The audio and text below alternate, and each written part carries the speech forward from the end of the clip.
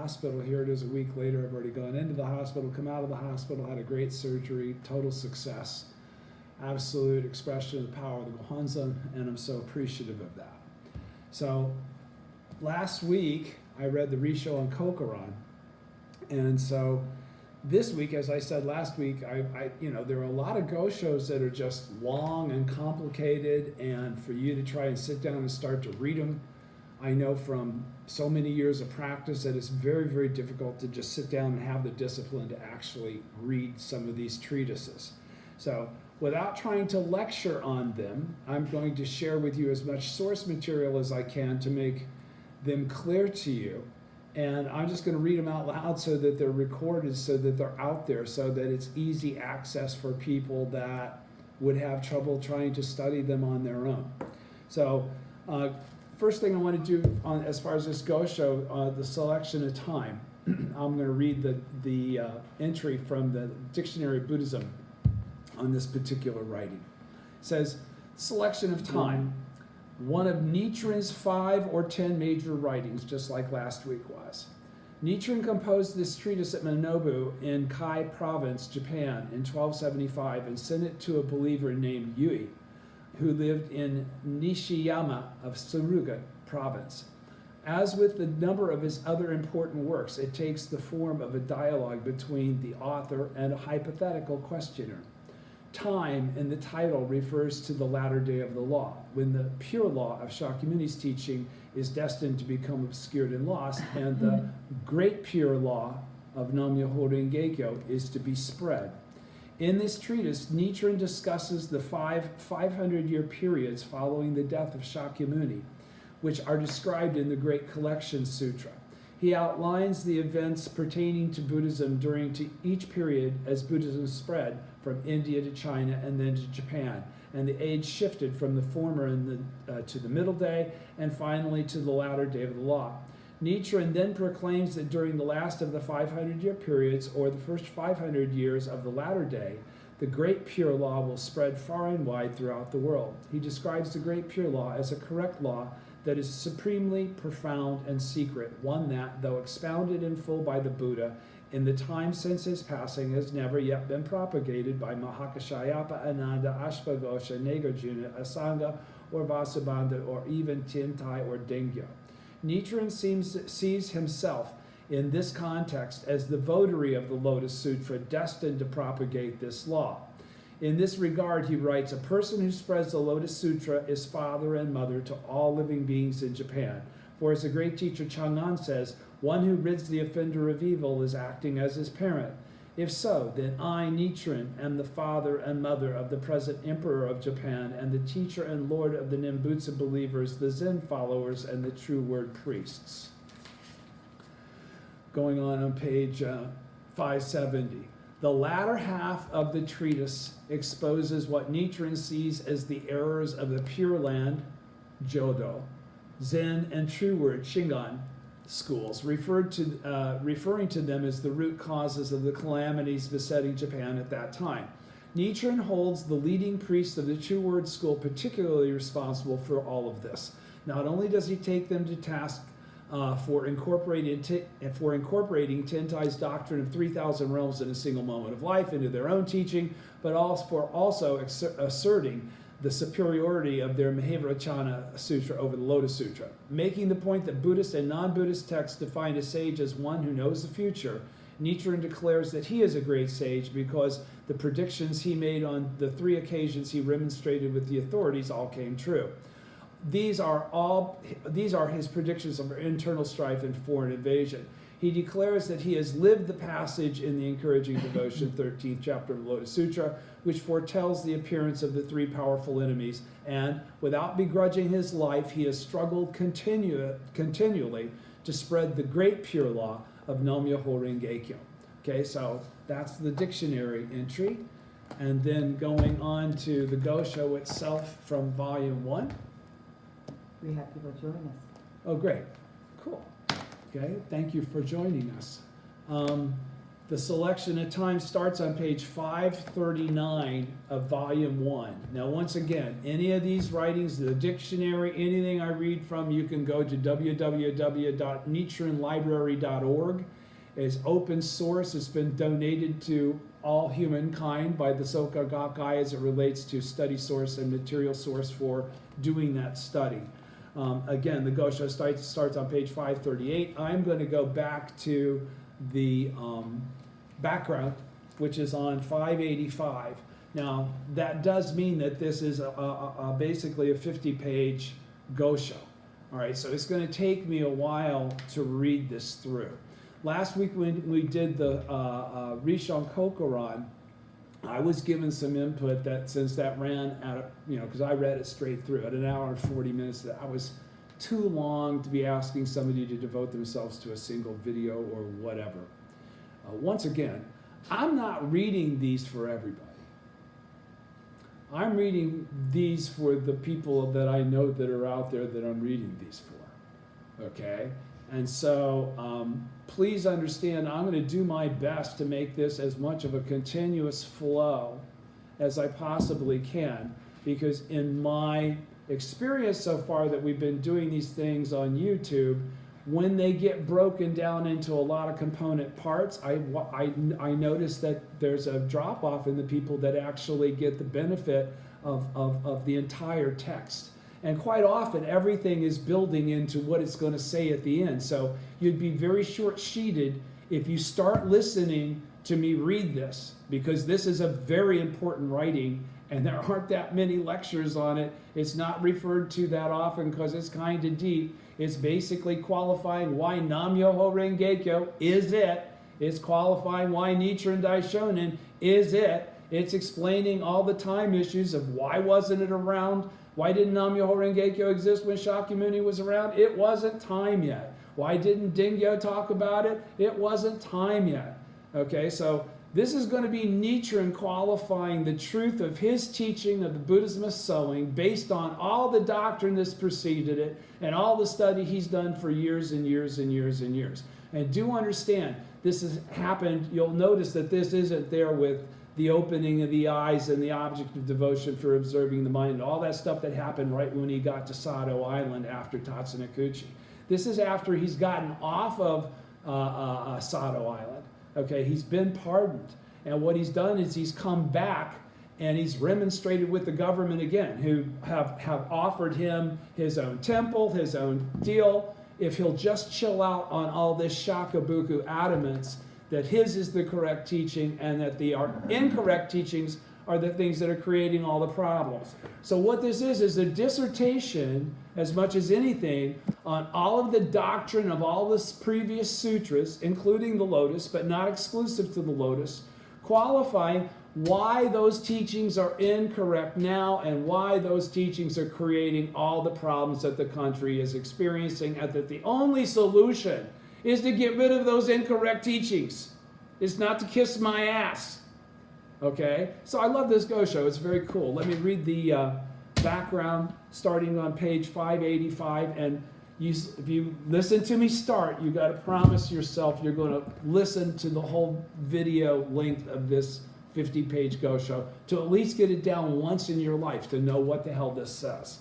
Okay, so the background says this treatise, counted among Nichiren Daishonin's 5 major writings, was written at Minobu in the first year of Kinji and was entrusted to a believer named Yui, who lived in the Nishiyama of Suruga, province. As with a number of his other important works, it is written in the form of a dialogue between the Daishonin and a hypothetical questioner. The Daishonin had met and remonstrated with Heino Seimin, who represented the regent Hojo Tokimuni in the 4th month of 1274. Now, Hojo Tokimuni is the guy that had actually pardoned Nichiren off of Sado Island. That's why he's now back in Kamakura talking to the same guy that tried to get him executed at Tatsunokuchi, Heino Seimin, one of his big chief people that hated him and tried to kill him and did all kinds of bad shit to him. And Nichiren outlasted him. This guy ended up eating dirt. So, but the bottom line is understand that he's now come back to Kamakura to say once more, you've got to do this, or you're not going to stop these catastrophes. And the two that are left are foreign invasion and internal strife, and they'll for sure happen if you don't quit supporting the true word and the Zen and the Nimbutsu priests. Okay, and so Heino Seiman has said, why can't you just chill out? The Daishonin said, okay, this is the third time I'm talking to you. I'm going to go split to Minobu. So he had this conversation in like April, in like December, I think it was, 6 months later. No, in October, whatever. The following October, after he'd already gone to Minobu, they did get invaded by the Mongols and freaked everybody out because it was the first time in Japanese history that Japan had been invaded. So that's the background here. He says, the Daishonin had met and remonstrated with Heino Seiman, who represented the regent Hojo Tokumuni in the 4th month of 1274 after returning from his exile to Sado. With this, his third and last admonition to the government, when it went unheeded, the Daishonin left to live in the forest of Mount Minobu. In the 10th month of 1274, so in October, Mongol forces launched an invasion of Japan, just as the Daishonin had predicted to Heino Seiman during their meeting. News of the invasion, the first in Japan's history, came as a profound shock. Though the invasion ultimately failed, people were terrified that the Mongols would seize the next opportunity to launch a second attack. It was amid this uneasy situation that the Daishonin wrote the selection of time, the Gosho we're going to read. Time, in the title, the selection of time, refers to the latter day of the law, when the pure law of Shakyamuni's teaching was to become obscured and lost, and the great pure law of Nam-myoho Renge-kyo was to be spread. Nichiren Daishonin set forth elsewhere 5 guides or criteria for the propagation of Buddhism, namely a correct understanding of the teaching, 2, the people's capacity, 3, the time, 4, the country, and 5, the sequence of propagation, as we just discussed in those 5 gray boxes from George's, from the old soup group, just last Wednesday. The selection of time places the greatest emphasis upon the factor of the time. Out of those 5 that we talked about, the 5 guides for propagation that I discussed. Okay, so in this writing, the Daishonin refers to the 500-year periods described in the Great Collection Sutra to outline the events of Buddhism over the first 2,500 years following Shakyamuni's passing. In the first 500 years of the former day of the law, Mahakashayapa, Ananda, and others propagated the Hinayana teachings in India. The second 500 years of the former day saw the advent of Nagarjuna, Vasubandhu, and others who propagated the provisional Mahayana teachings. In the in the first 500 years of the middle day of the law, the great teacher Tiantai appeared in China and propagated the theoretical teaching of the Lotus Sutra. And in the second 500 years of the middle day of the law, so the great teacher Dengyo propagated the theoretical teaching of Japan and established the ordination platform for administering the Mahayana precepts. The fifth 500-year period, the first 500 years of the latter day of the law, is the time when, according to the Great Collection Sutra, the pure law will become obscured and lost. Nichiren Daishonin proclaims that during this period, the great pure law will be spread far and wide throughout the entire world. Nichiren Daishonin then states that one who spreads the teachings of the Lotus Sutra in the latter day of the law is the votary of the Lotus Sutra who possesses the 3 virtues of sovereign, teacher, and parent. The Daishonin describes the law that will spread in the latter day as follows. Unbelievable as it may seem, there clearly appears in the text of the Lotus Sutra a correct law that is supremely profound and secret, one that, though expounded in full by the Buddha in the time since his passing, has never been propagated by Mahakashayapa, Ananda, Ashvaghosha, Nagarjuna, Asanga, or Vasubandhu, nor even by Tiantai or Dengyo. The latter half of the treatise exposes the errors of the Nimbutsu, Zen, and True Word schools, pointing out that these mistakes as the root causes of the calamities besetting Japan at the time. On establishing the correct teaching for the peace of the land, last week's reading, the Daishonin focused his criticism of on the Nimbutsu doctrine as a primary source of disaster. In the selection of time, he reveals, among others, the fallacies of the True Word school, whose leading priests had by this time won the confidence of the ruling class, who in turn relied on that school to offer priests for subduing their enemies. The Daishonin points out the futility of such prayers by referring to the Mongol expeditionary force that had attacked Japan in 1274, and then to the Jokyu disturbance in 1221, when the imperial court placed its faith in the True Word prayer rituals and was nonetheless defeated by the Kamakura government. The Daishonin points out the doctrinal error of the True Word school. True Word patriarchs incorporated Tentai's doctrine of 3,000 realms in a single moment of life into their own teaching, and then asserted that it had been found in the Mahavajracana Sutra, the basic scripture of their own school. They even went so far as to accuse Tentai of stealing the supreme doctrine of the True Word. They asserted the superiority of the Mahavajracana Sutra over the Lotus Sutra, and the Mahavajracana Buddha, who appears in that sutra but is not an actual historical figure, over Shakyamuni Buddha. And don't forget, the Mahavajracana and the True Word is all the mudras. They think that the little secret bullshit is all that in a bag of chips. It's what separates them from the regular people. He then declares in China and Japan in the past, sages of outstanding wisdom and ability have from time to time appeared, but none, as an ally of the Lotus Sutra, has faced such powerful enemies within his country as have I, Nichiren. From the facts present before your very eyes, it should be apparent that Nichiren is the foremost person in the entire land of Jambudvipa.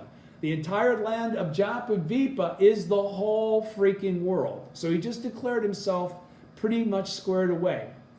The Daishonin next attributes the underlying cause of calamities to failure of the nation's rulers to honor the Lotus Sutra and its votary, him, Nichiren. The Buddhist and non-Buddhist texts say that a sage is one who knows the future. By this account, the Daishonin is a great sage, because he has, as he says, 3 times now I have gained distinction by having such knowledge. The predictions he made on 3 occasions he remonstrated with the authorities all came true. In his 3rd remonstration, he said to Heino Seimin, even if it seems that because I was born in the ruler's domain, I follow him in my actions, I will never follow him in my heart. This can be taken as a bold expression of freedom of thought and belief, a rare statement in 13th century Japan. He further says that although he is a mere common mortal, because he is the votary of the Lotus Sutra, he deserves to be called the foremost great man in Japan. Great man is one of the titles of a Buddha. In response to this statement, the questioner in his writing criticizes him, saying that his arrogance is beyond measure. The Daishonin replies in effect that what seems like arrogance on his part is actually sublime conviction in the superiority of the law that he embraces. Then he turns to his followers. Therefore, I say to you, my disciples, try practicing as the Lotus Sutra teaches, exerting yourselves without begrudging your lives. Test the truth of Buddhism now. In conclusion, the Daishonin declares that he himself has lived up to the passage in the encouraging devotion chapter of the Lotus Sutra. We care nothing for our bodies or lives, but are anxious only for the unsurpassed way. Do not begrudge your life. That is, in order to reveal the correct teaching, he has struggled continually without begrudging his life in the face of persecution by the 3 powerful enemies, especially those of the 3rd group, respected priests who induce secular authorities to persecute the votaries of the Lotus Sutra. So going back to page 538, let's get into this. I don't know, how long have we already been taping? 19 minutes. 19 minutes. Let's go at least 45 into this before we stop. At least 1 hour in before we go. Okay. The selection of time, page 538, writings, first volume 1 of writings of Nichiren Daishonin, subtitled Nichiren, Disciple of Shakyamuni Buddha. It continues. When it comes to studying the teachings of Buddhism, one must first learn to understand the time.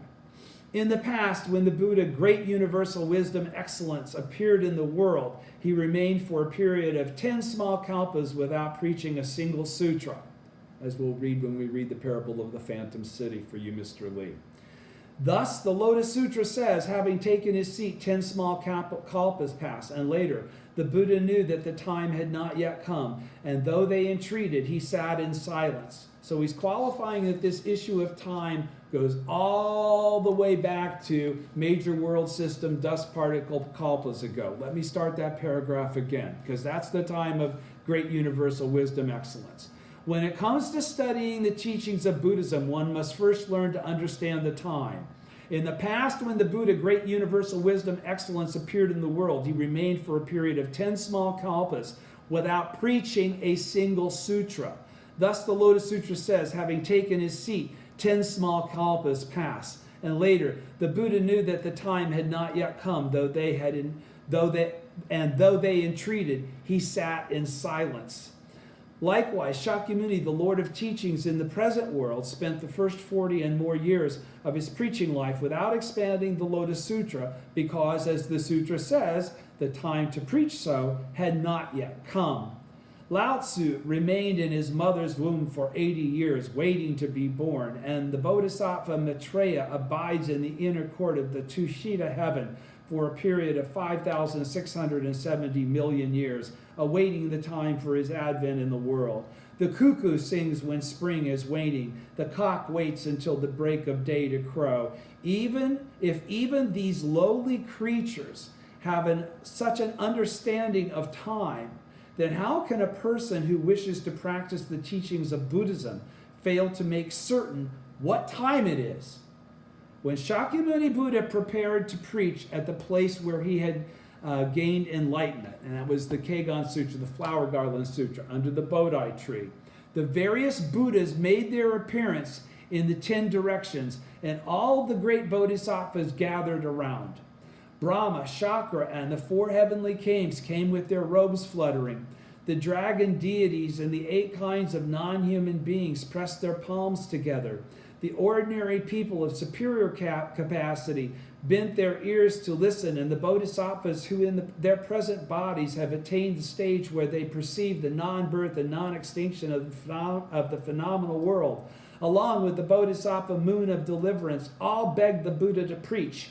But the world-honored one did not reveal a single word concerning the doctrines that hold that persons of the 2 vehicles can attain Buddhahood, or that he himself had attained enlightenment countless kalpas in the past. Nor did he set forth the most vital teachings of all, those concerning a single moment of life encompassing the 3,000 realms and the fact that one can attain Buddhahood in one's present form. There was only one reason for this, the fact that although his listeners possessed the capacity to understand such doctrines, the proper time had not yet come. Or as the Lotus Sutra says, the reason was that the time to preach so had not yet come. But when Shakyamuni Buddha preached the Lotus Sutra to the gathering on Eagle Peak, the great king Ajatashatru, who had been the most unfilial person in the entire land of Jampadvipa, was allowed to sit among the listeners. Devadatta, who had spent his whole life slandering the law, was told that in the future he would become the thus come one heavenly king. And the Dragon King's daughter, though impeded by the 5 obstacles, became a Buddha without changing her reptilian form.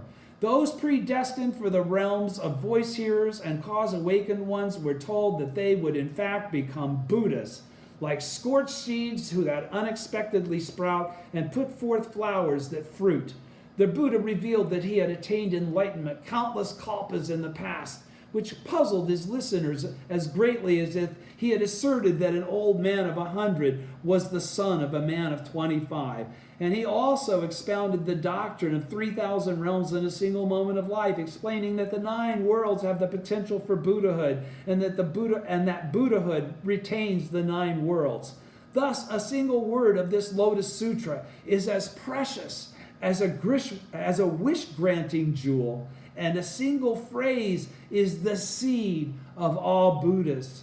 We may leave aside the question of whether Shakyamuni's listeners at that point possessed the capacity to understand such doctrines or not. The fact is that the time had come for him to preach them. As the sutra says, now is the very time when I must decisively preach the great vehicle.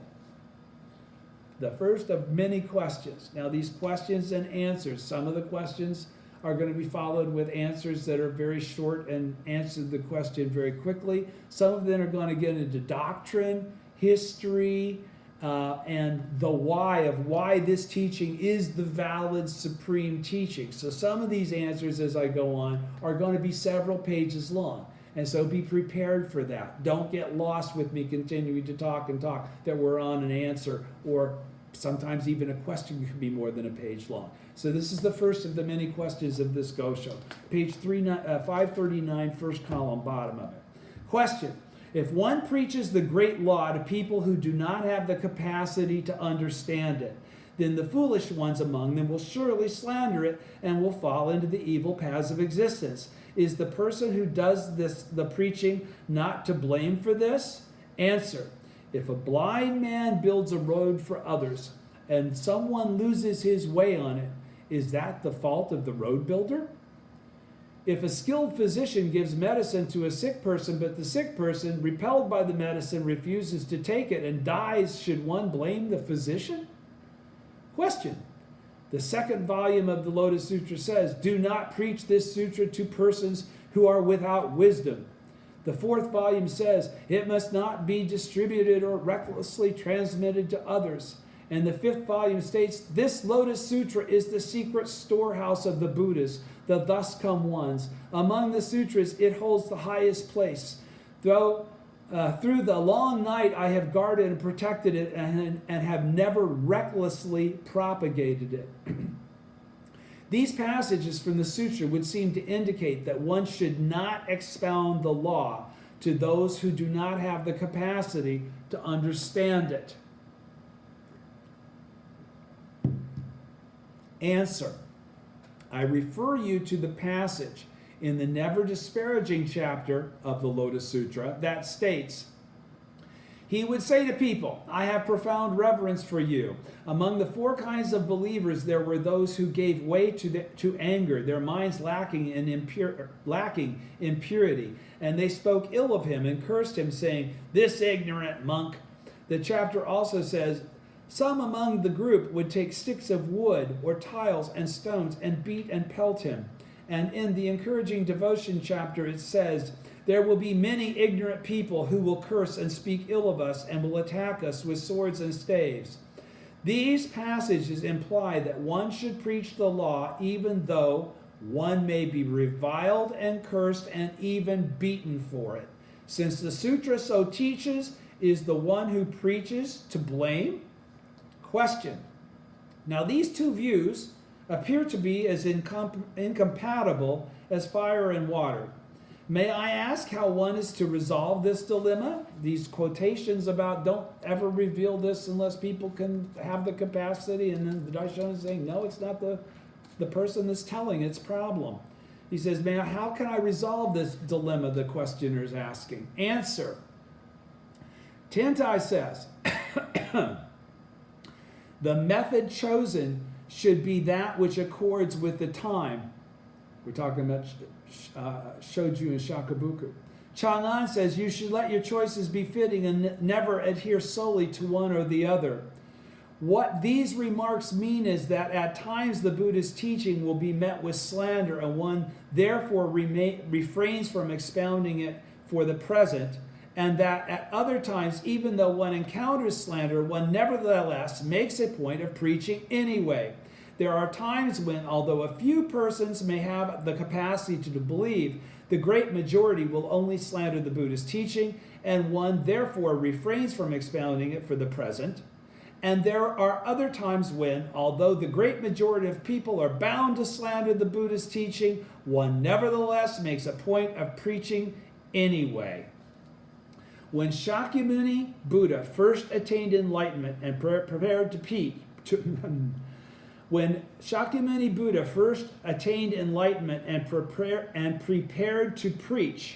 the great Bodhisattva's Dharma wisdom, forest of merits, diamond banner, diamond storehouse, Manjushri, universal worthy, Maitreya, and moon of deliverance, as well as the heavenly lords Brahma and Shakra, the four heavenly kings, and countless numbers of ordinary people of superior capacity came to hear him. Now that's the Flower Garland Sutra, right? When he preached at Deer Park, which is the Agamas, or the Hinayana teachings, when he preached at the provisional teachings, when he preached at Deer Park, Ashnada Kwandinya and others of the five ascetics, along with Mahakashayapa and his 250 followers, Shariputra and his 250 followers, and 80,000 heavenly beings all gathered to listen. At the ceremony of the Great Assembly for the Correct and Equal Sutras, the World Honor One's father, King Suddhodana, displayed a sincere desire for the Buddha's teachings, and the Buddha therefore entered the palace and preached the meditation on the Buddha Sutra for him. And for the sake of his deceased mother, Lady Maya, he secluded himself in the heaven of the 33 gods for a period of 90 days and there preached the Maya Sutra, or Maya Sutra. Where his father and mother were concerned, one would think he could not possibly withhold even the most secret teaching of the law, and yet he did not preach the Lotus Sutra for them. In the final analysis, the Buddhist preaching of the Lotus Sutra has nothing to do with the capacity of his listeners. As long as the proper time had not yet come, he would on no account expound it. Question: when is the time for the preaching of the Hinayana Sutras and the Provisional Sutras, and when is the time for the preaching of the Lotus Sutra? Answer: even bodhisattvas, from those at the 10 stages of faith to great bodhisattvas on the level of near perfect enlightenment, find it difficult to judge matters concerning time and capacity. How then can ordinary beings such as ourselves be able to judge such matters? Question: is there no way to determine them? Answer: let us borrow the eye of the Buddha to consider this question of time and capacity. Let us use the son of the Buddha to illuminate the nation. Question: what do you mean by that? Answer: in the Great Collection Sutra, Shakyamuni Buddha, the world-honored one of great enlightenment, addresses Bodhisattva Moon Storehouse and predicts the future.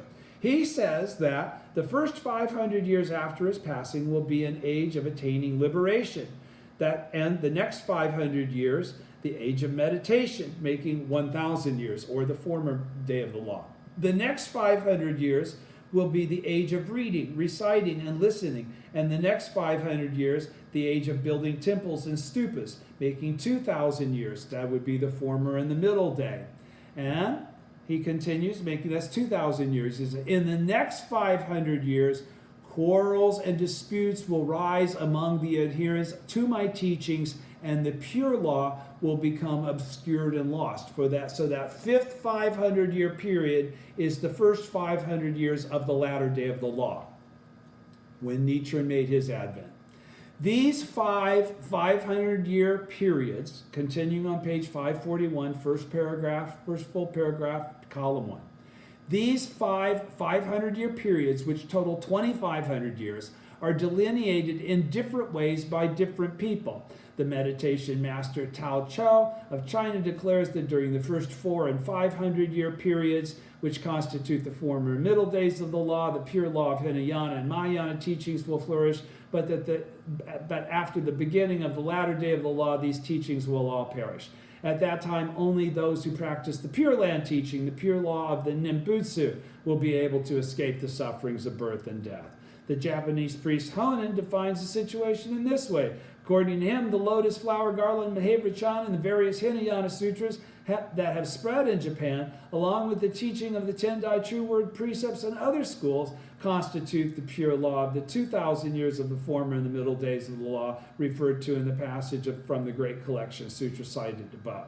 But once the world enters the latter day of the law, all these teachings will be completely obliterated. Even though people should continue to practice such teachings, not a single one of them will succeed in escaping from the sufferings of birth and death. Thus, the commentary on the 10 Stages Sutra and the priest Tan Lun refer to such teachings as the difficult to practice way. Ta Cho declares that not a single person has ever attained Buddhahood through them, and Shan Tao says that not even one person in 1,000 can be saved by them. This is all Nimbutsu. After the pure law of these teachings has become obscured and lost, then the great pure law, namely the 3 Pure Land schools, Nimbutsu, and the single practice of calling upon the name of Amida Buddha will make its appearance, and when people devote themselves to this practice, even though they may be evil or ignorant, 10 persons out of 10 and 100 out of 100 will be reborn in the Pure Land. This is a passage, this is the meaning of the passage. Only this doctrine of the Pure Land offers a road by which one can gain admittance. Honen, therefore, again, still we're on Pure Land. Honen, therefore, declares that if people desire happiness in the next life, they should withdraw their support from Mount Hei, which is Tiantai, Toji, Onoji, and the 7 major temples of Nara, as well as from the various temples and monasteries throughout the land of Japan, and should seize all the fields and land holdings that have been donated to those temples and devote these resources to the building of Nimbutsu halls. If they do so, they will be certain to be reborn in the Pure Land. Thus he urges them to recite the words Namu Amida Butsu. It has been more than 50 years since these teachings spread throughout our country. My refutation of these evil doctrines is now a thing of the past. There is no doubt that our present age corresponds to the 5th 500-year period described in the Great Collection Sutra, when the pure law will be obscured and lost. But after the pure law is obscured and lost, the great pure law of Nam-myoho Renge-kyo, the heart and core of the Lotus Sutra, will surely spread and be widely declared throughout the land of Jampadvipa, with its 80,000 kingdoms and their 80,000 rulers, and the ministers and people in the domain of each ruler, just as the name of Amida is now chanted by the mouths of the priests, nuns, laymen, and laywomen in Japan. Top of page 542. Question: what passages can you cite to prove this? Answer: the 7th volume of the Lotus Sutra says, after I passed into extinction, in the 5th 500-year period, you must spread it abroad widely throughout Jampadvipa and never allow it to be cut off.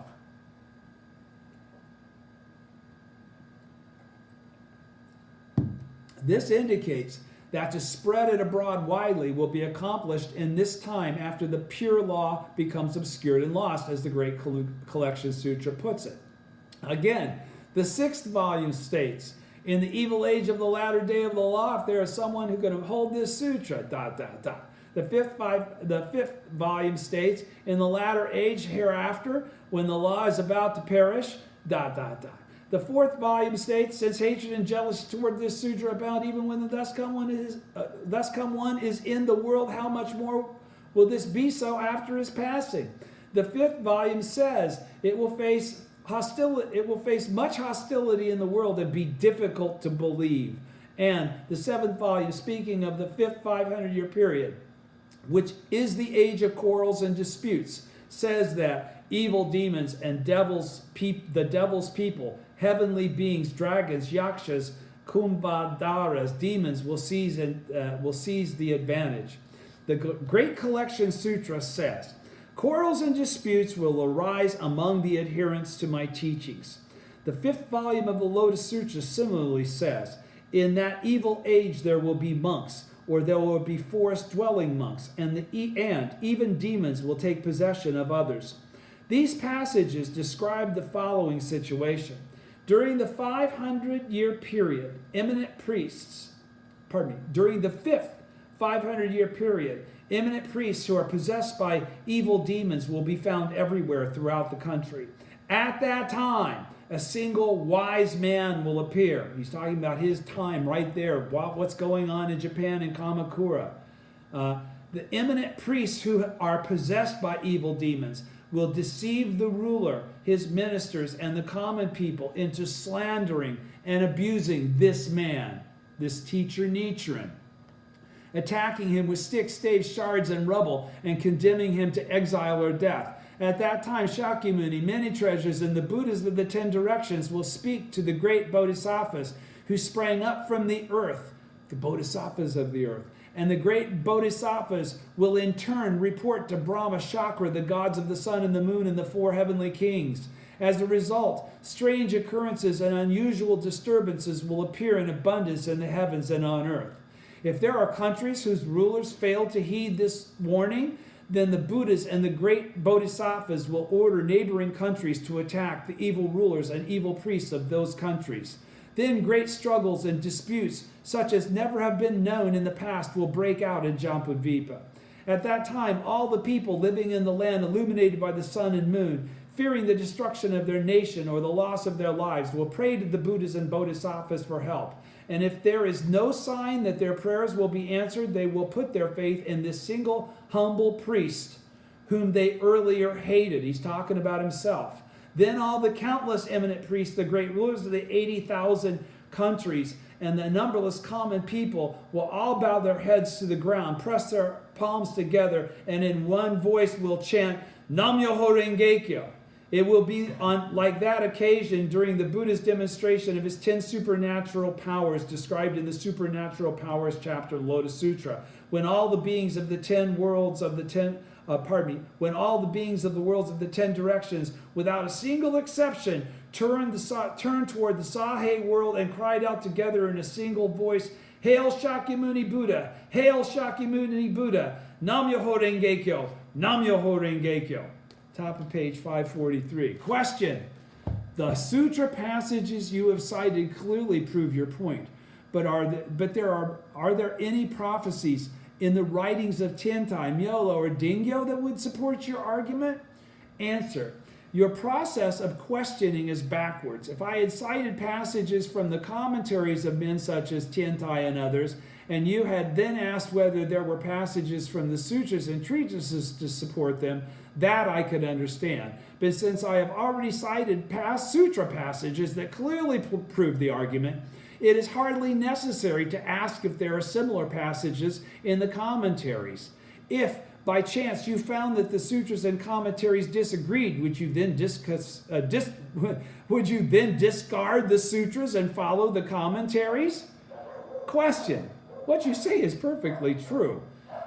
Nevertheless, we ordinary people have only a very remote idea of what the sutra means, while the commentaries are more accessible and easier to understand. If there are clear passages of proof in such relatively understandable commentaries, then citing them might help us have greater faith in your argument. Answer. I can see that you are very sincere and earnest in your questioning, so I will cite a few passages from the commentaries. The great teacher Tiantai states, in the last 500-year period, the mystic way will spread and benefit humankind far into the future. The great teacher Myolo says, the beginning of the latter day of the law will not be without inconspicuous benefit.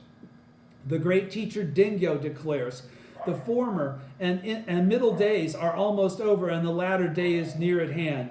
Now indeed is the time when the one vehicle of the Lotus Sutra will prove how perfectly it fits the capacity of all people. How do we know this is true? Because the Peaceful Practices chapter of the Lotus Sutra states, in the latter age hereafter, when the law is about to perish, accept and embrace the Lotus Sutra. And Dingyo further states, speaking of the age, the propagation of the true teaching will begin in the age when the middle day of the law ends and the latter day opens. Regarding the land, it will begin in the land to the east of Tang and in the west of Katsu. As for the people, it will spread among people stained by the 5 impurities who live in a time of conflict. The sutra says, since hatred and jealousy toward this sutra abound even when the thus come one is in the world, how much more will this be so after his passing? There is good reason for this statement. Shakyamuni Buddha was born in the Kalpa of continuance in the 9th period of decrease, when the span of human life was diminishing and measured 100 years. Pardon me.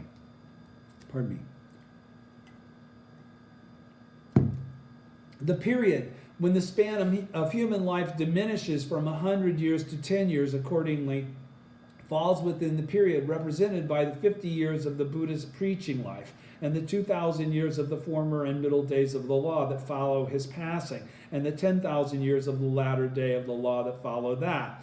During this period, the Lotus Sutra was destined to be propagated and spread widely on two occasions.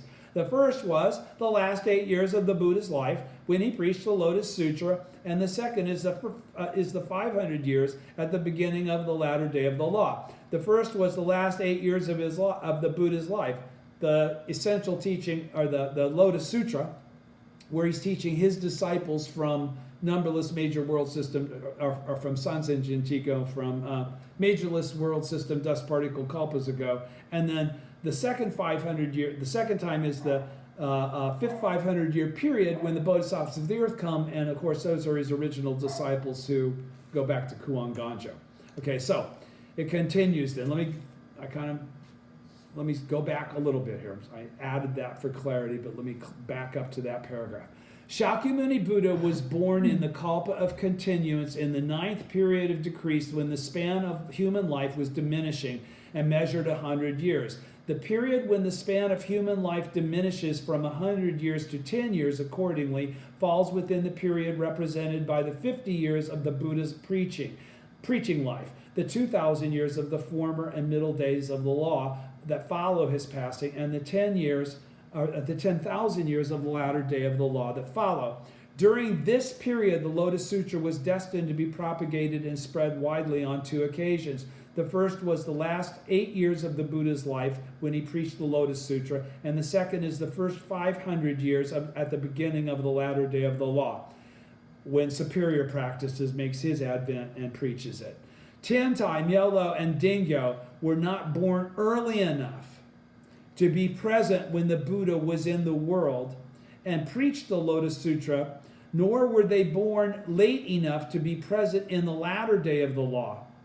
To their regret, they were born in the interval between these two times, and it is clear from their writings that they looked forward with longing to the beginning of the latter day of the law. Theirs was like the case of the seer Asita, who, when he viewed the newborn Prince Siddhartha, the future Shakyamuni Buddha, remarked in sorrow, "I am already over 90, so I will not live to see this prince attain enlightenment. After my death, I will be reborn in the world of formlessness, so I cannot be present during the 50 years when he preaches his teachings, nor can I be reborn in the world during the former, middle, or latter day of the law." Such was his lament. All those who are determined to attain the way should take note of these examples and rejoice. Those concerned about their next life would do better to be common people in this, the latter day of the law, than be mighty rulers during the 2,000 years of the former and middle days of the law, because you couldn't have been a bodhisattva of the earth if you had made your advent then. Why won't people believe this? Rather than be a chief priest of the Tendai school, it is better to be a leper who chants Nam-myoho Renge-kyo. As Emperor Wu of the Yang dynasty and said in his vow, "I would rather be Devadatta and sink into the hell of incessant suffering than be the non-Buddhist sage Udraka Rambaputra." Question. And I'm going to go into a long answer here, so be prepared. Question. Do the scholars Nagarjuna and Vasubandhu say anything about this principle of Nam-myoho Renge-kyo, those sages of the former day? Answer. Nagarjuna and Vasubandhu knew about it in their hearts, but they did not expound it in their works, or they did not expound it in words. Question. Why did they not expound it? Answer. There are many reasons. For one, the people of their day did not have the capacity to understand it. Second, it was not the proper time. Third, these men were bodhisattvas taught by the Buddha in his transient status, and hence had not been entrusted with the task of expounding it. Question, second column, page 544. Could you explain the matter in greater detail? Answer. The former day of the law begins on the 16th day of the second month, the day after the Buddha's passing. The Venerable Mahakashayapa received the transmission of the Buddha's teachings and propagated them for the first 20 years. For the next 20 years, this task fell to the Venerable Ananda. For the next 20 years, to Shanavasa. And for the next 20 years to Upagupta. And for the next 20 years to Dhritaka. By that time, 100 years had passed. But the only teachings that were spread widely during this period were those of the Hinayana Sutras, the Agamas. Even the titles of the Mahayana Sutras failed to receive mention. So the Lotus Sutra, needless to say, was not propagated at this time.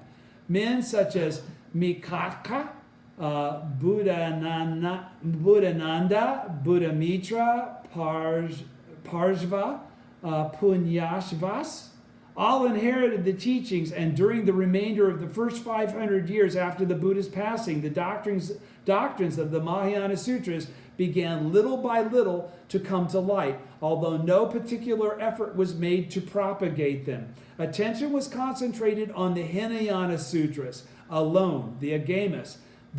All this transpired during the period mentioned in the Great Collection Sutra as the first 500 years, which constitutes the age of attaining liberation.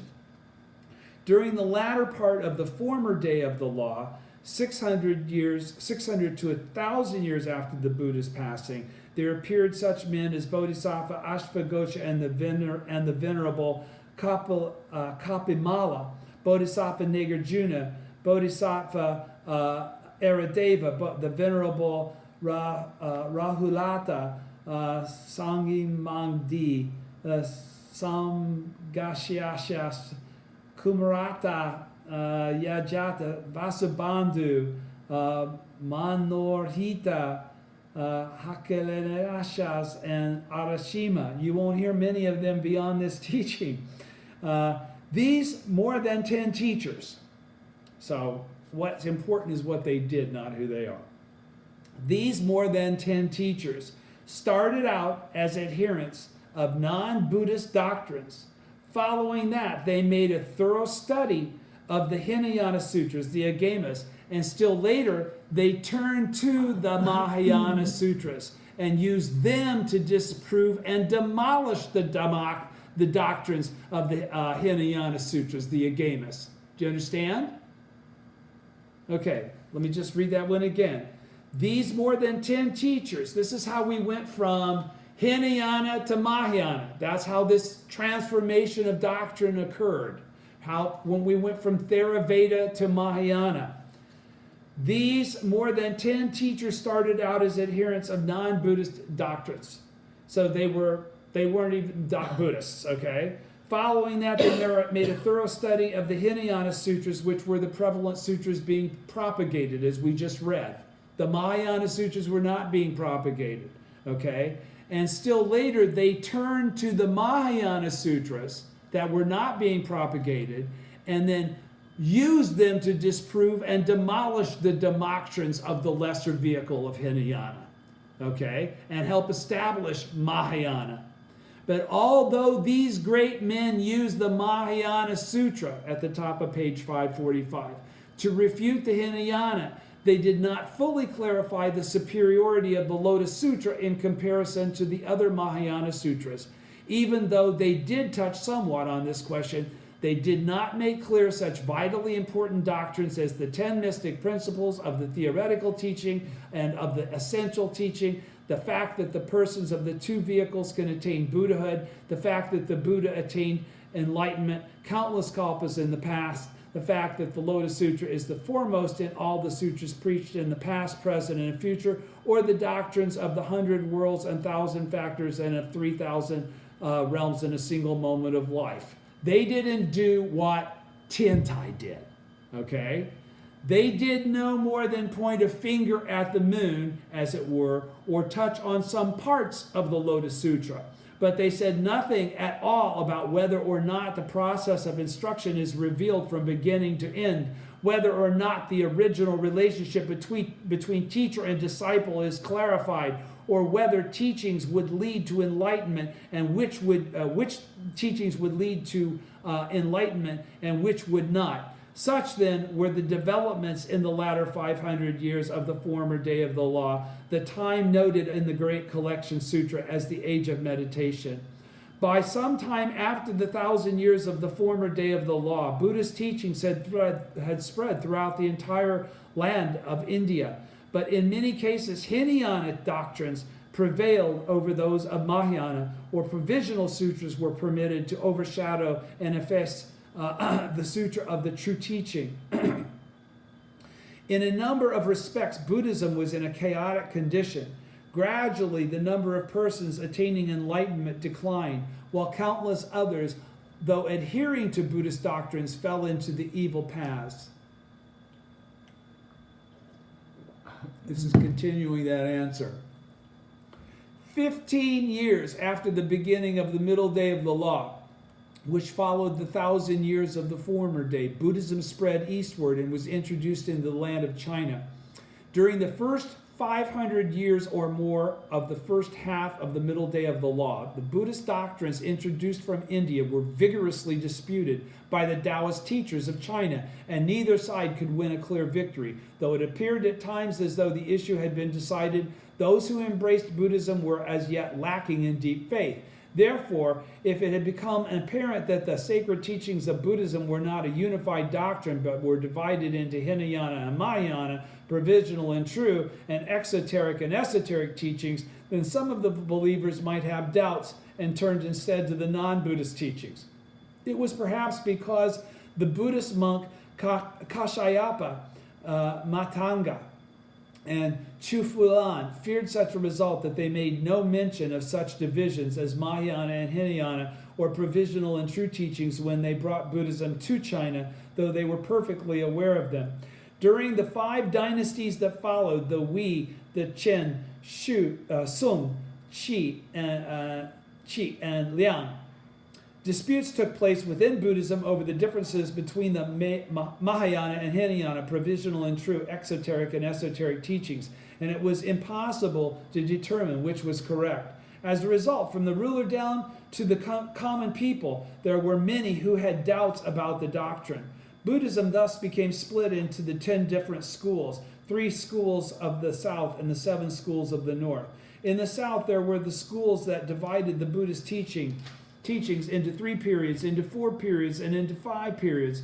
While in the north there were the 5 periods, there were the 5-period school, the school that recognized incomplete word and complete word teachings, the 4 doctrine school, the 5 doctrine school, 6 doctrine school, the 2 Mahayana doctrine school, the 1 voice school. So you can see how divided and confused it had become. Each of these schools clung fiercely to its own doctrines and clashed with others like fire encountering water. Yet in general, they shared a common view. Namely, among the various schools preached during the Buddha's lifetime, they put the Flower Garland Sutra in first place, the Nirvana Sutra in second place, and the Lotus Sutra in third place.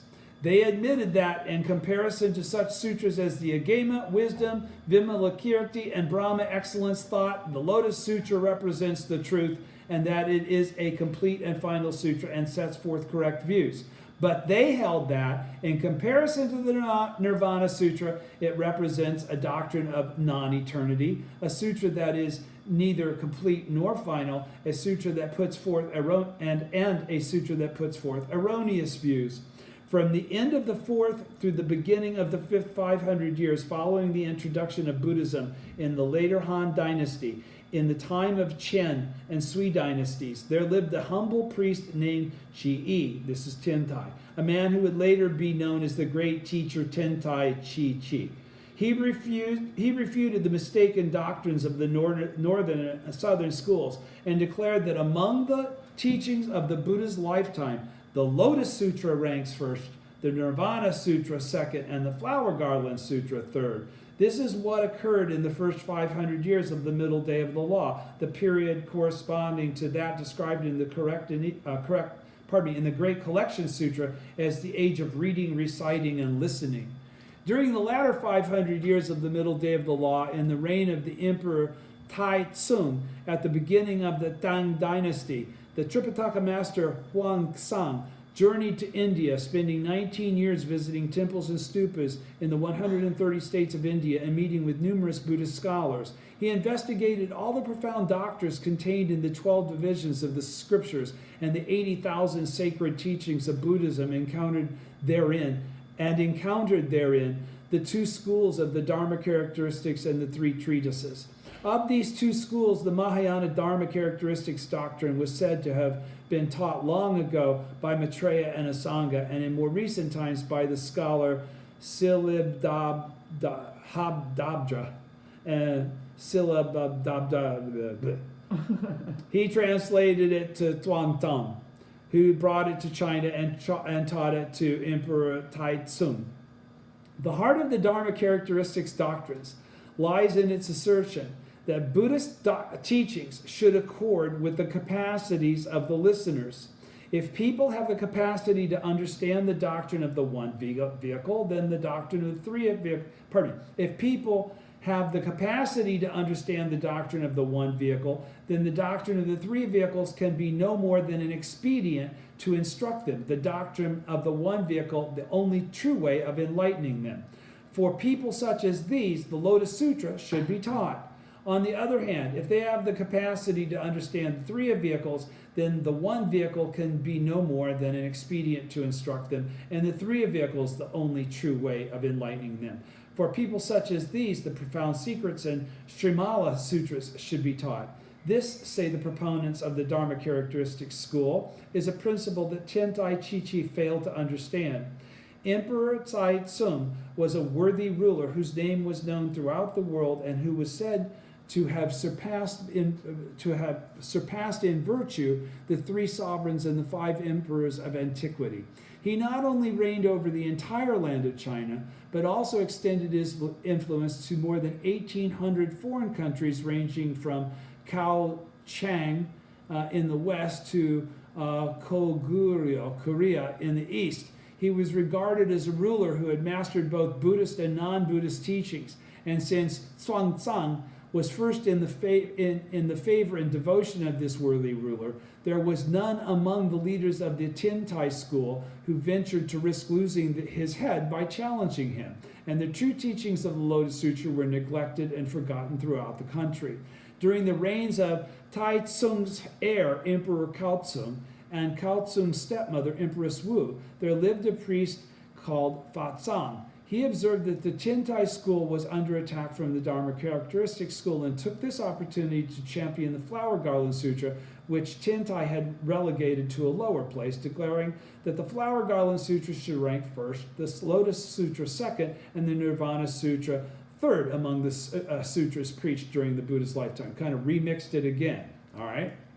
In the reign of Emperor Xuanzong, the fourth ruler following Taizong, in the fourth year of Kai Yuan era, 716, the Tripitaka master Shan Wei came to China from the western land of India, and in the 8th year of the same era, the Tripitaka master Qing Kangqi and Pukum also came to China from India.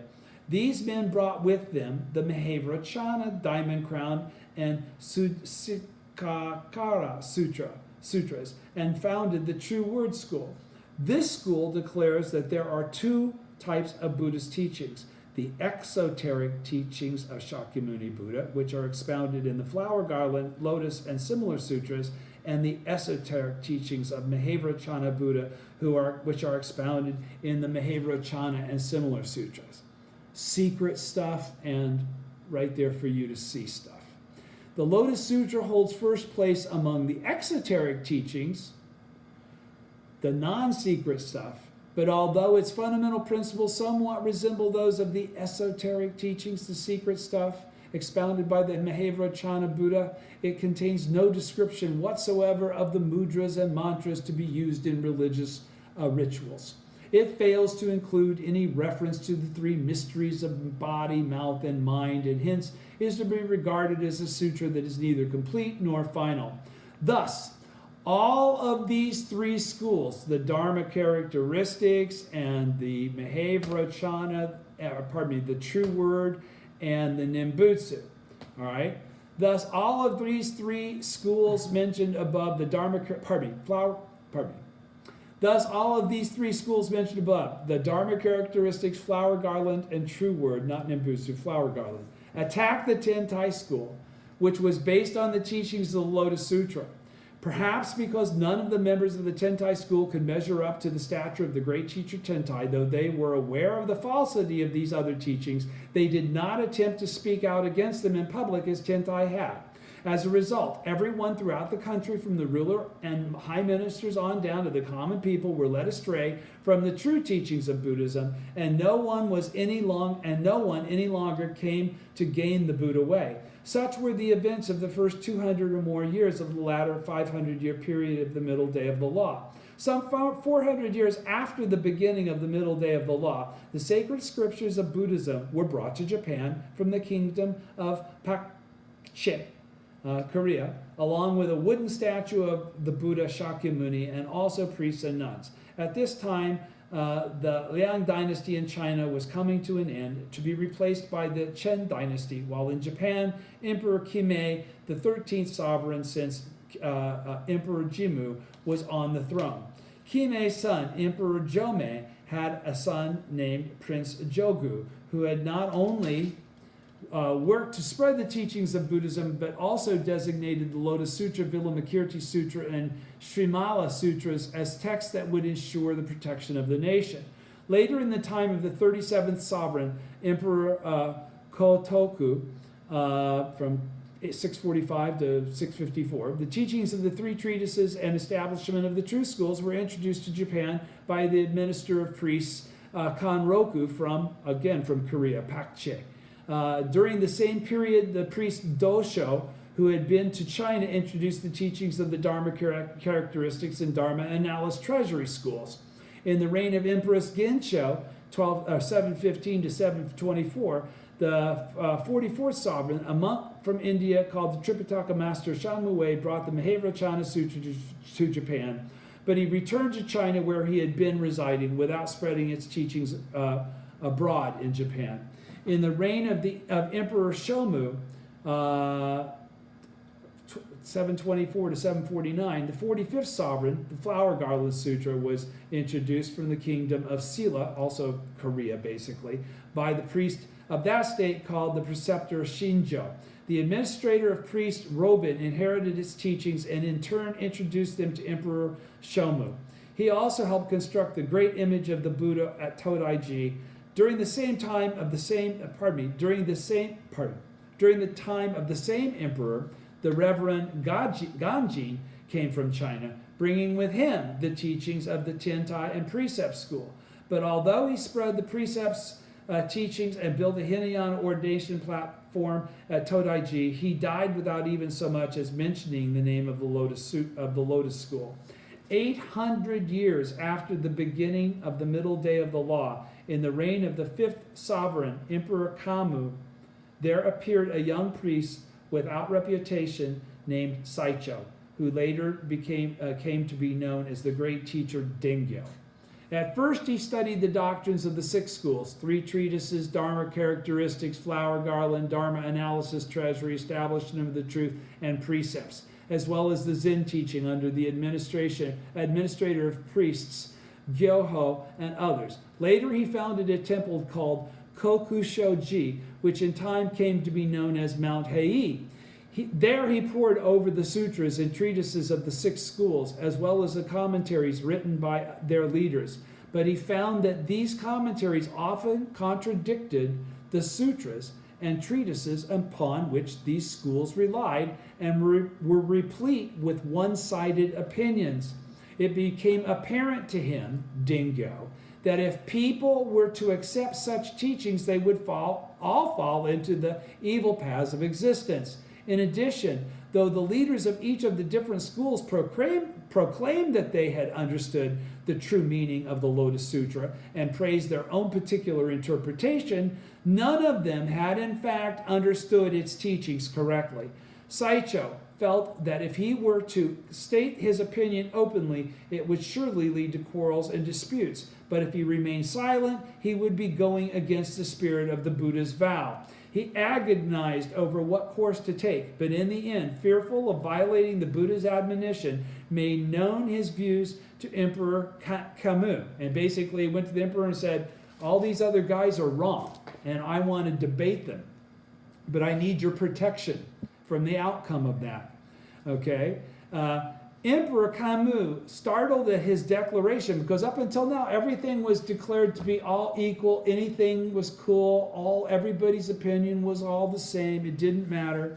Okay? And this is the first time now Dingyo's coming back in with, no, especially in Japan, no, the Lotus Sutra is the supreme teaching, no other teaching is to surpass it. Emperor Camus, startled at his declaration, summoned the leading authorities of the six schools to engage in debate with Dingyo. At first, these scholars in their pride were similar to banners raised aloft like mountains, and their evil minds worked like poisonous snakes. But in the end, they were forced to bow in defeat in the presence of the ruler, and each and every person of the six schools and the 7 major temples of Nara acknowledged himself as a disciple of Saicho, Dingyo. It was like that earlier occasion when the Buddhist scholars of northern and southern China gathered in the palace of the Qin dynasty, and having been bested in debate by the great teacher Tiantai, became his disciples. But of the 3 types of learning, Tiantai had employed only perfect meditation and perfect wisdom.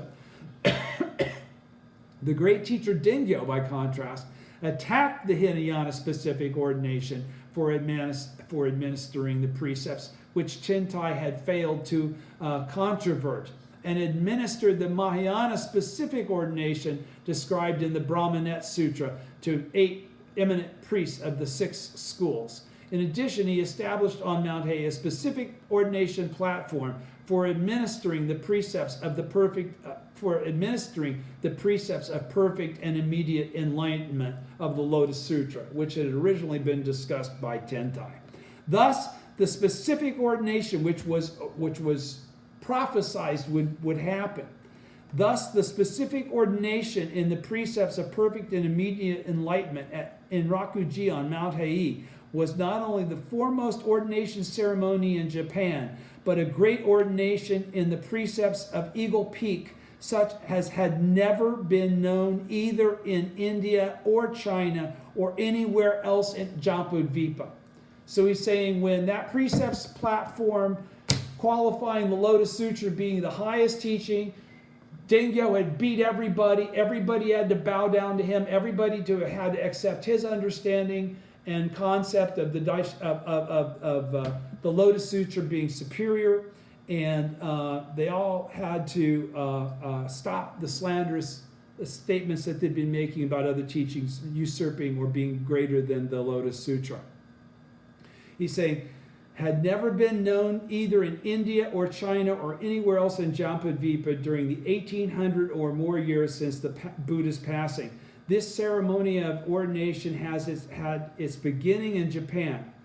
But if we examine the merit achieved by the great teacher Dingyo, we would have to say that he is a sage who surpasses Nagarjuna and Vasubandhu, and who excels both Tiantai and Myolo. If so, then what priest in Japan today could turn his back on the perfect precepts of the great teacher Dingyo, whether he belongs to Toji, Anoji, Anjoji, or the 7 major temples of Nara, or whether he is a follower of one of the 8 schools or one of the Pure Land Zen or Precept school in whatever corner of the land. The priests of the 9 regions of China became the disciples of the great teacher Tiantai with respect to the perfect meditation and perfect wisdom that he taught. But since no ordination platform for universally administering the precepts of perfect immediate enlightenment was ever established in China, some of them might not have become his disciples with regard to the precepts. In Japan, however, because Dingyo in fact established such an ordination platform, any priests who fail to become disciples of the great teacher Dingyo can only be regarded as non-Buddhists and men of evil.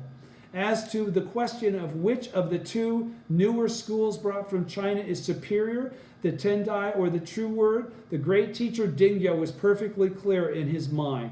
but he did not demonstrate which was superior in public debate, as he had done previously with regard to the relative merit of the Tendai school in comparison to the 6 older schools. Perhaps on that account, after his passing, the great teacher Dengyo, Toji, and the 7 major temples of Nara, Onjoji, and the other temples throughout the provinces of Japan all began proclaiming that the true word school is superior to the Tendai school, until everyone from the ruler on down to the common people believed that such was the case. Thus, the true spirit of the Tendai school really flourished only during the lifetime of the great teacher Dengyo. Dengyo lived at the end of the middle day of the law during the period described in the Great Collection Sutras as the age of building temples and stupas.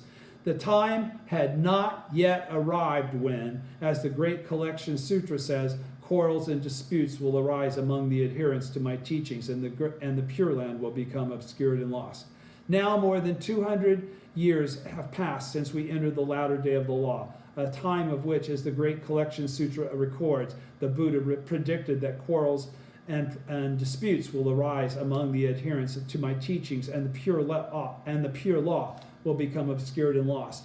If these words of the Buddha, if these words of the Buddha are true, it is a time when the whole land of Jambuvipa will without fail be embroiled in quarrels and disputes. Reports reaching us say that the entire land of China, with its 360 states and 260 or more provinces, has already been conquered by the kingdom of the Mongols. The Chinese capital was conquered some time ago, and the 2 rulers, Emperor Huizong and Emperor Xuanzong, were taken captive by the northern barbarians and ended their days in the region of Tartary. Meanwhile, Xuanzong's grandson, Emperor Kaozong, was driven out of the capital. Kai Feng established his residence in the countryside at the temporary palace of Linan, and for many years he did not see the capital. In addition, the 600 or more states of the Koryo, the states of Silla and Pakche, have all been conquered by the great kingdom of the Mongols. And in other words, all of China, all of Korea have been captured by the Mongols. And in likewise, and in like manner, the Mongols have even attacked the Japanese territories of Iki, Tsushima, and Kyushu. Thus, the Buddha's predictions concerning the occurrence of quarrels and disputes has proven anything but false. It is like the tides of the great ocean that never fail to come when the time arrives. In view of the accuracy of his prediction, can there be any doubt that after this period described in the Great Collection Sutra, when the Pure Land will become obscured and lost, the great Pure Land of the Lotus Sutra will be spread far and wide throughout Japan and all the other countries of Jambuvipa? Among the Buddha's various teachings, the Great Collection Sutra represents no more than an exposition of provisional Mahayana doctrine. In terms of teaching the way to escape from the sufferings of birth and death, it belongs to the period when the Buddha had not yet revealed the truth, and so cannot lead to enlightenment those who have not yet formed any connection with the Lotus Sutra. And yet, in what it states concerning the 6 paths, the 4 forms of birth, and the 3 existences of life, it does not display the slightest error. How then could there be any error in the Lotus Sutra of which Shakyamuni Buddha and that of, now then, could there be any error in the Lotus Sutra of which Shakyamuni Buddha said that he now must reveal the truth? Many treasures Buddha likewise testified to its truth, and the Buddhas of the 10 directions put forth their long, broad tongues until they reached the Brahma heaven as a sign of testimony. Shakyamuni Buddha also extended his tongue, to which is incapable of telling falsehoods, until it reached the highest heaven in the world of form, saying that in the past 500-year period after his passing, saying that in the last 500-year period after his passing, when the entire body of Buddhist doctrine would be about to disappear, he's talking about the 5th 500-year period, Bodhisattva superior practices would come forward with the 5 characters of Myoho Renge Kyo, and administer them as good medicine to those afflicted with white leprosy, that is, persons of incorrigible disbelief, and those who slander the law, those stained by the 5 impurities, which the sutra says will be the ones to spread the law in the latter day. And he charged Brahma, Chakra, and the gods of the sun and the moon, the 4 heavenly kings, and the dragon deities to act as that bodhisattva's protectors, all characters on the Gohonzon. How could these golden words of his be false? Even if the great earth were to turn upside down, a high mountain crumble and fall, summer not follow spring, the sun move eastward, or the moon fall to earth, this prediction could never fail to come true. If that is so, then, in this time of quarrels and disputes, how can the ruler, the ministers, and the common people of Japan hope to escape harm when they vilify and abuse the envoy of the Buddha who is attempting to spread the law of Nam-myoho Renge-kyo? Send him into exile and attack and beat him, or inflict all kinds of trouble upon his disciples and followers. He's talking about himself and his Buddhism of sowing. Ignorant people must surely think when I say this that I am merely calling down curses upon other people. A person who spreads the Lotus Sutra is father and mother to all living beings in Japan. For as the great teacher Chang'an says, one who rids the offender of evil is acting as his parent. If so, then I, Nichiren, am the father and mother of the present emperor of Japan, and the teacher and lord of the Nimbutsu believers and the Zen followers and the true word priests. And yet from the ruler on down to the common people, all treat me with enmity. How then can the gods of the sun and moon go on shining down on their heads? And how can the gods of the earth continue to support their feet? When Devadatta attacked the Buddha, the earth shook and trembled, and flames shot out of it. When King Mira cut off the head of the venerable Arashima, his own right arm that had held the sword dropped off and fell to the ground. Emperor Tsuitung branded the face of the priest Fa Cao and exiled him to the south of the Yangtze, but before even half a year had passed, the emperor was taken prisoner and carried off by the barbarians. And these attacks by the Mongols on Japan are occurring for the same reason. Though one were to gather together as many soldiers as there were in the 5 regions of India and surrounded this country with the iron encircling mountains, it will do no good. The people of Japan are certain to encounter the calamity of war. From this situation, one should understand that I am, in fact, the votary of the Lotus Sutra. Shakyamuni Buddha, the Lord of Teaching, stated that if anyone should abuse or curse someone who is spreading the Lotus Sutra in the evil world of the latter age, that person would be guilty of an offense that is 100,000, 10,000, million times greater than if they had been an enemy of the Buddha for the space of an entire kalpa. And yet nowadays the ruler and the people of Japan, following their personal whims, seem to hate me even more intensely than they would an enemy of their own parents, or one who had been a foe from their previous lifetime, or upbraided me even more severely than they would a traitor or a murderer. I wonder what the earth does not to open up and swallow them alive, or what thunder does not come down from heaven and tear them apart. Or am I perhaps not the votary of the Lotus Sutra after all? If not, then I am wretched indeed. What a miserable fate in this present lifetime to be hounded by everyone and never know so much as a moment of peace, and in the next life to fall into the evil paths of existence. If I, in fact, am not the votary of the Lotus Sutra, then who will uphold the one vehicle, the teachings of the Lotus Sutra? Honen urged people to discard the Lotus Sutra. Chantal said that not even one person in 1,000 can reach enlightenment through its teachings. And Tao Cho said that not a single person had ever attained Buddhahood through that sutra. Are these men then the votaries of the Lotus Sutra?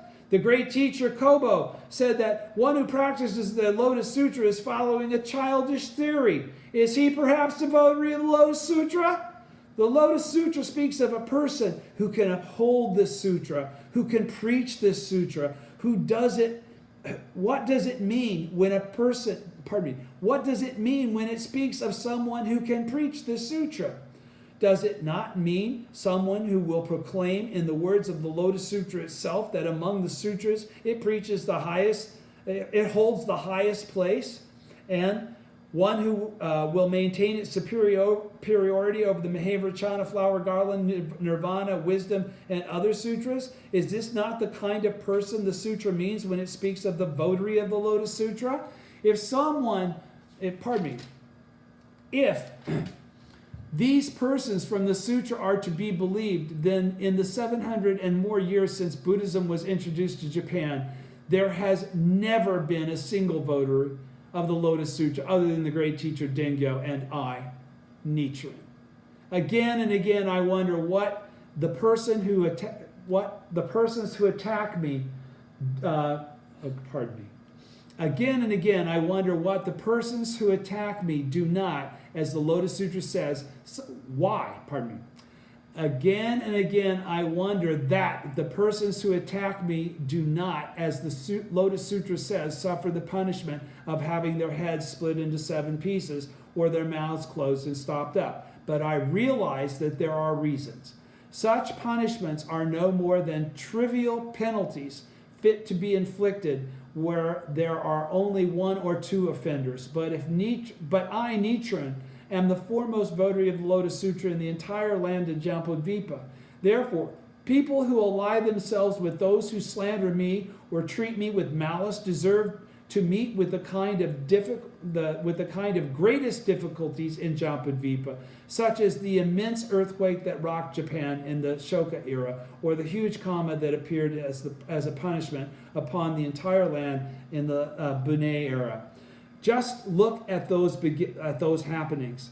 Though in the centuries since the Buddha's passing, there have been other practitioners of Buddhism who were treated with malice, great disasters such as these have never been known before. That is because there has never been anyone who taught the people at large to chant Nam-myoho Renge-kyo. With respect to this virtue, if there is anyone in the whole world who dares to face me and say he is my equal, anything within the 4 seas who dares to claim that he can stand side by side with me? Is there anyone in the whole world who dares to face me to say that he is my equal? Anyone within the 4 seas who dares to claim he can stand side by side with me? I'll pause there.